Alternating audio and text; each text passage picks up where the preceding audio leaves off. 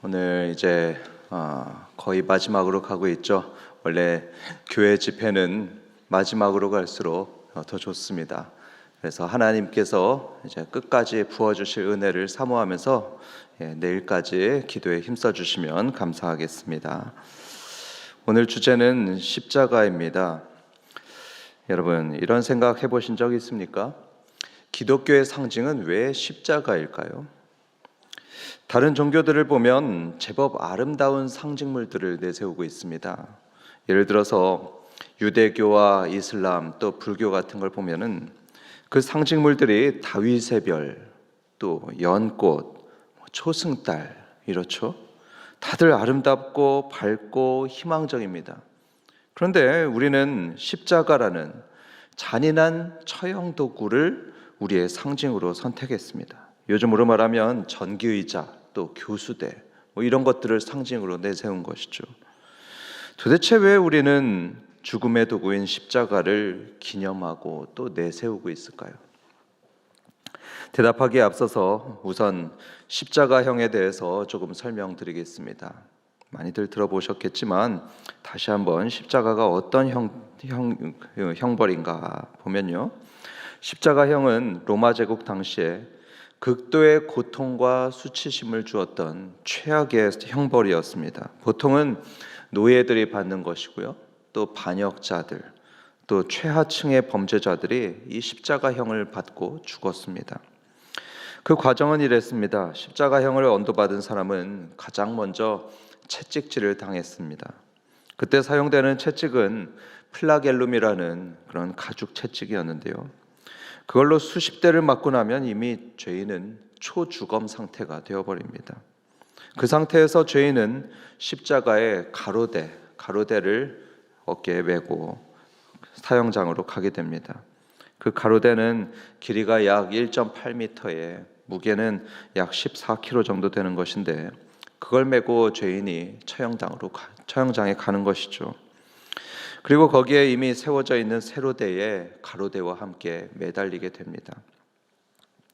아마 요즘 같으면 끈으로 죄인을 묶을 겁니다. 그런데 그 당시에는 못을 썼습니다. 약 18cm 정도 되는 그런 대못을 가지고 죄인의 손목과 발목에 박아서 십자가에 고정시켰습니다. 이렇게 십자가에 매달린 사람들은 대부분 이틀이나 3일 정도는 살아 있었습니다. 그동안 참 여러 가지 극심한 고통을 당하곤 했죠. 타는 듯한 목마름, 또 벌거벗은 데서 오는 수치심, 또 제대로 숨쉬지 못하는 고통, 그런 여러 가지 고통들을 당했습니다. 이렇게 끔찍한 게 십자가였기 때문에 고대 로마의 위대한 웅변가였던 키케로는 이런 말을 했습니다. 로마 시민의 몸에는 물론 눈이나 귀나 생각까지도 이 십자가라는 단어를 가까이 하지 말게 해라, 이렇게 말을 했죠. 그런데 여러분, 이 끔찍한 형벌, 다들 피하고 싶었던 형벌을 누가 당했죠? 바로 우리 예수님이 당하셨습니다. 예수님은 살인자가 아니었습니다. 노예도 아니었고 반역자도 아니었습니다. 아무 죄도 없는 분이었는데 십자가형을 당했습니다. 그래서 세상 사람들은 많이들 오해합니다. 요즘 사람들도 많이 오해하는데, 이 예수님이 종교 권력에 밀려서 아마 억울하게 죽은 것일 거다, 이렇게 생각들을 합니다. 마치 소크라테스처럼 이 종교 권위에 대항하다가 힘이 없어서 이렇게 당했다, 세상 사람들은 생각합니다. 하지만 여러분, 예수님은요, 힘이 없어서 십자가를 지신 것이 아니었습니다. 그분은 전능하신 하나님이었습니다. 그분이 말씀을 하면은 풍랑을 잠잠케 했던 그런 분이십니다. 전능하신 분인데, 원하신다면 12개 군단의 그 천사들까지도 불러서 올 수 있는 분이셨죠. 얼마든지 십자가와 고난들을 피할 수 있었습니다. 하지만 예수님은 그렇게 하시지 않았습니다. 어떤 죄를 지은 것도 아니고 힘이 없는 것도 아니었는데, 예수님은 자원해서 십자가를 선택하셨고 스스로 그 십자가의 고통을 다 감당하셨습니다. 세상은 이해하지 못하겠지만 우리가 믿고 자랑하는 예수님은 바로 이런 예수님이십니다. 십자가를 지신 예수님, 이분을 우리는 믿고 자랑합니다. 물론 우리는 예수님이 하나님의 아들이시고 왕이신 것도 우린 믿고 있고 그것도 자랑스러워합니다. 빛나고 거룩하신 예수님도 우리는 믿고 자랑스러워합니다. 하지만 어느 누가 예수님 어떤 분이십니까? 당신은 왜 예수님 믿으십니까? 그렇게 물으면요, 우리는 십자가를 빼놓고는 얘기할 수가 없습니다. 예수님의 인생 목표가 바로 십자가에 있었습니다. 우리가 전하는 복음의 그 핵심 단어가 바로 십자가입니다. 그래서 복음을 전한다는 것은 이 십자가의 그리스도를 전하는 것, 그게 복음을 전하는 것입니다.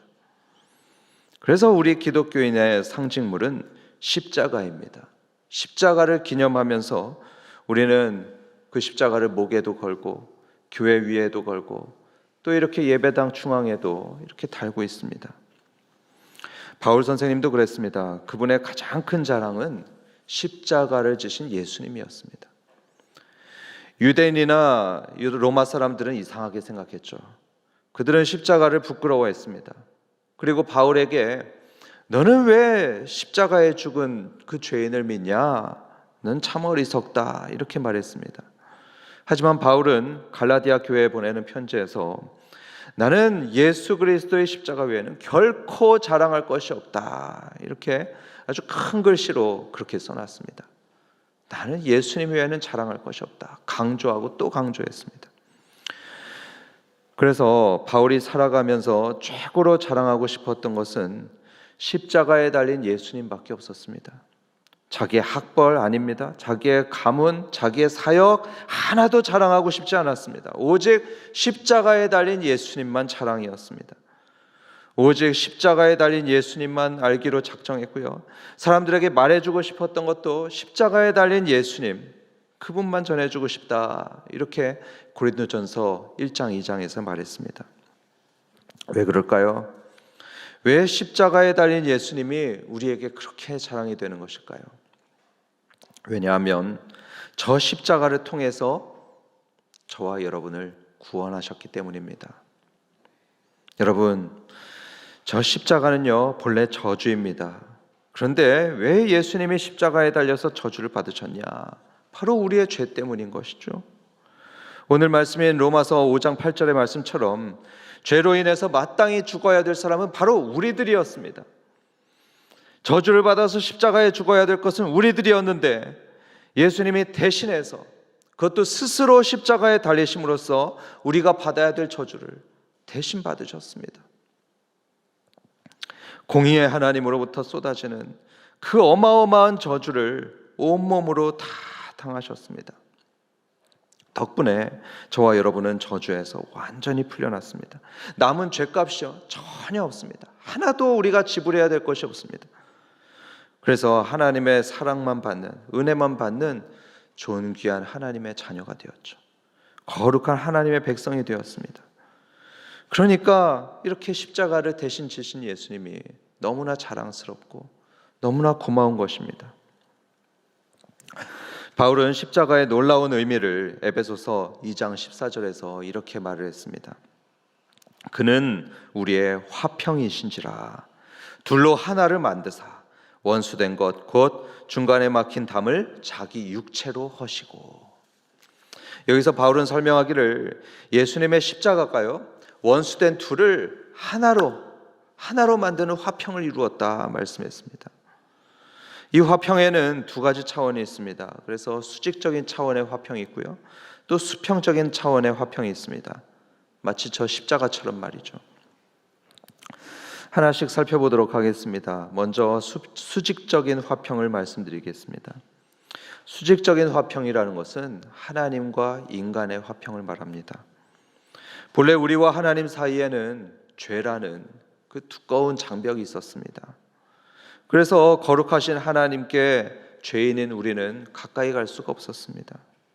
하지만 십자가가 그 벽을 허물었습니다. 십자가가 그 벽을 허물어서 이제 하나님께서는 멀리 계신 분이 아닙니다. 멀리 계시지 않고 우리 가까이 계신, 우리 곁에 계신 분이 되었습니다. 마치 오랜 다툼 끝에 화해한 가족처럼 우리는 하나님과 친밀한 관계를 회복했습니다. 이게 수직적인 화평이고 다음으로 수평적인 화평입니다. 그것은 사람과 사람 사이의 화평이죠. 인간은 본래 경계선을 긋는 데 아주 익숙한 존재들입니다. 유대인과 이방인을 갈랐죠. 남자와 여자를 가르죠. 부자와 가난한 자. 이렇게 우리는 항상 우리와 그들로 늘 구분하곤 합니다. 심지어 하나님을 예배하던 성전조차도 분리되어 있는 것을 보게 됩니다. 이방인의 뜰이 있죠. 그러면 여인의 뜰도 있죠. 또 유대인의 뜰도 따로 있었습니다. 그리고 그 뜰 사이에는 넘을 수 없는 담이 그 사이에 있었습니다. 그런데 십자가가 이 모든 담을 다 허물었습니다. 허물어서 십자가 앞에서는 남녀가 없고요, 출신도 없고 민족도 없고 계급도 없습니다. 오직 예수님을 믿는 하나의 가족만 있을 뿐입니다. 십자가에 달린 예수님만 믿으면 우리는 모두가 형제가 되죠. 가족이 됩니다. 사랑하고 하나가 되는 것입니다. 세상에 어느 철학이 그런 것을 할 수 있습니까? 어느 주의가 그것을 가능케 합니까? 어떤 정치 제도도 할 수 없는 것을 바로 십자가가 해내는 것입니다. 일례로 우리 한국교회 역사에 이런 놀라운 일이 있었습니다. 조선 말기에 우리나라에서는 백정은 사람 취급도 받지 못했죠. 이 백정들은 양반하고 같은 공간에 있는 것조차 허용되지 않았었습니다. 그런데 놀라운 일이 일어났습니다. 박성춘이라는 백정이요, 어느 날 예수님을 믿게 되었는데 나중에는 대한제국 왕손이었던 이 이재형이라는 사람하고 함께 서울 승동교회의 장로가 되었습니다. 이 백정하고 왕손이 함께 교회를 섬기는 일이 벌어진 겁니다. 서로 형제라고 부르는 사이가 된 것입니다. 이것은 당시 사람들의 눈에는 믿을 수 없는 광경이었습니다. 저는 인도에서도 비슷한 경험을 했습니다. 인도 사람들은 피부색도 저랑 다르고요, 언어도 달랐고 문화도 달랐습니다. 신분으로 말하면 저는 불가촉 천민으로 분류가 되었었습니다. 왜냐하면 인도 사람이 아닌 외국 사람들은 전부가 계급이 없거든요. 그래서 불가촉 천민으로 구분이 됩니다. 그러니까 저는 인도 사람들이 볼 때 불결한 사람이었습니다. 그래서 심지어 시골 마을에 가면요, 소금 같은 걸 뿌리는 일도 생겨납니다. 그런데 저를 처음 만났던 인도 크리스찬들이 어떻게 했냐면요, 브라더 하면서 막 안아주고 환대를 해줬습니다. 자기 집에서 재워줬고요, 정성껏 식사를 대접해 주었습니다. 그러니까 저는 비록 처음 만났던 인도인이었지만 솔직히 한국에서 알고 있었던 오래된 이웃보다도 더 친밀감을 느꼈습니다. 더 편안했습니다. 어떻게 그런 일이 일어날 수 있었을까 하면요, 우리 모두 예수님을 믿었기 때문입니다. 십자가의 예수님을 우리 모두가 믿었기 때문입니다.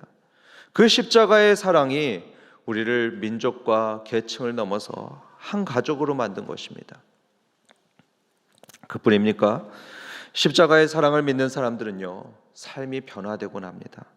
이기적이었던 사람이 이타적으로 변하기 시작하고요, 용서할 줄 모르던 사람이 용서를 하게 되면서 자기 삶이 변합니다. 가정도 바뀌기도 합니다. 제가 이전 교회에 있을 때 이런 가정을 본 적이 있습니다. 어떤 가정이냐 하면 새신자 가족이 왔는데요, 그때 제가 새가족부를 맡았습니다.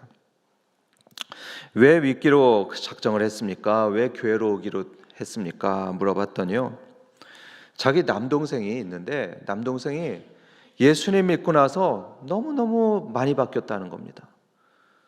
좀 망나니 같던 이 남동생이 갑자기 너무 예쁘게 변하니까 와, 너무 신기하다. 도대체 교회에 가니까 왜 그런 일이 생기냐 하면서 한 가족이 그날로 예수님 믿기로 작정하고서 온 것입니다. 여러분, 요즘에 전도가 얼마나 어렵습니까? 예수님 믿읍시다 그러면 너나 잘 믿어라 이러는 사람들이 많습니다. 그런데 그 남동생의 경우를 보면 전도가 너무 쉽습니다. 자기가 변하니까 저절로 전도가 됩니다. 사랑하는 성도 여러분, 우리를 진정으로 변화시키고 구원하는 건요, 어떤 이론이나 철학이 아닙니다. 우리를 죄인의 신분에서 하나님의 자녀로 바꾸는 건 우리의 신앙, 어떤 선행이나 업적 가지고 되는 것이 결코 아닙니다. 오직 예수님의 십자가가 그 일을 합니다. 십자가만이 우리를 구원하고 우리를 하나님의 자녀로 신분을 바꾸고요, 서로 적이었던 사람들을 가족으로 만듭니다. 이 십자가의 도를 온전히 깨닫고 살아낼 때 역기능의 가정도 변하곤 합니다. 그러니까 바울은 고린도전서 1장 18절에서 말하기를 십자가는 능력이다 말을 합니다. 십자가는 능력이다. 우리에게 십자가는 혐오스러운 사형 도구가 아니고요, 단순한 종교적인 상징도 아닙니다. 세상을 변화시키는 능력입니다. 나를 하나님의 사람으로 변화시키고 우리의 가정과 세상도 변화시키는 하나님의 능력이 됩니다. 그러니까 십자가는 우리의 자랑이 되는 것이죠. 그래서 여러분, 이 십자가를 가까이에 두는 것이 좋습니다. 문제가 있을 때 저 십자가를 바라보고 기도하시기 바랍니다. 늘 십자가를 마음에 품고 붙들고 자랑하는 그런 저와 여러분 되시길 주님의 이름으로 축원합니다.